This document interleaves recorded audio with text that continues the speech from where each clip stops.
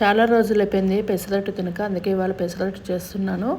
చాలా అంటే చాలా బాగుంటుంది. హై ప్రోటీన్ అండి ఇది. ముందుగా ఒక గ్లాసు పెసలు, కొద్దిగా బియ్యం ఆప్షన్ అండి, వేసుకుంటే వేసుకోవచ్చు లేకపోతే లేదు. నేను పిల్లల కోసమని కొద్దిగా బియ్యం యాడ్ చేస్తున్నాను.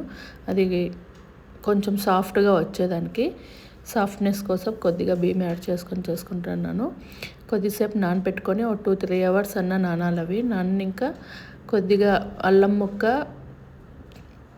పచ్చిమిరపకాయలు, ఉప్పు, జీలకర్ర, కొత్తిమీర అన్నీ మిక్సీ పట్టుకోవాలి. మిక్సీ పట్టుకున్న తర్వాత అది కొద్దిసేపు వదిలేస్తే మ్యారినేట్ అవుతుంది. ఒక 1/2 అవర్ అన్న వదిలేస్తే మ్యారినేట్ అవుతుంది. అది మ్యారినేట్ అయితే దోశ బాగా వస్తుంది. అప్పటికప్పుడు అంటే కొద్దిగా అదే సాఫ్ట్నెస్ అనేది ఉండదు. ఒక 1/2 అవర్ వదిలేస్తే మ్యారినేట్ అవుతుంది కదా, అప్పుడు బాగా కొద్దిగా సాఫ్ట్గాను బాగా వస్తుంది. మీరు ఒకసారి ట్రై చేయండి. చాలా అంటే చాలా బాగుంటుంది. ఇది హై ప్రోటీను. పెసలు ఈ ఎండల కాలంలో చాలా చలవ కదా మనకి. ఇవాళ బొండాలు కూడా చేశాను నేను.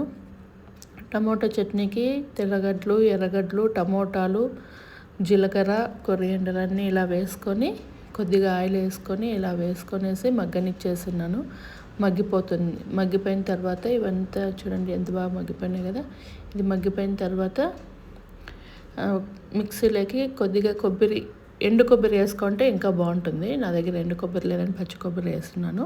పచ్చి కొబ్బరిను బాగుంటుంది, వేసుకోవచ్చు. మళ్ళీ కొద్దిగా ఆవాలు, కరివేపాకు ఇలా దాంట్లోకి 2 చిల్లీ కూడా వేసుకోవచ్చు. రెడ్ చిల్లీ, ఎండుమిరపకాయలు నేను మర్చిపోయినాను, వేయలేదు, అందుకు మీకు చెప్తున్నాను. ఆప్షన్ అండి, మీ ఇష్టం, వేసుకుంటే వేసుకోవచ్చు లేకపోతే లేదు.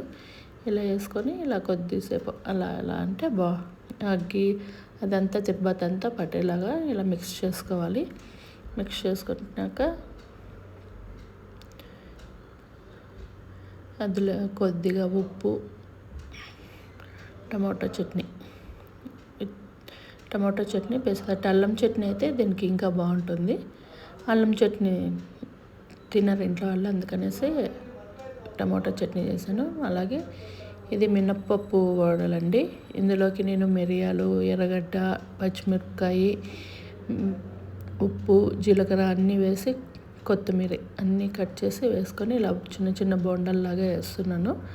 బాగుంటాయి, టేస్ట్ కూడా బాగుంటాయి. మీరు ఒకసారి ట్రై చేయండి. ఇది వదిలేయాలి కొద్దిసేపు.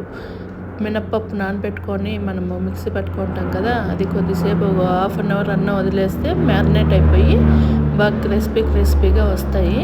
అందులోకి కొద్దిగా బియ్యం పిండి కూడా యాడ్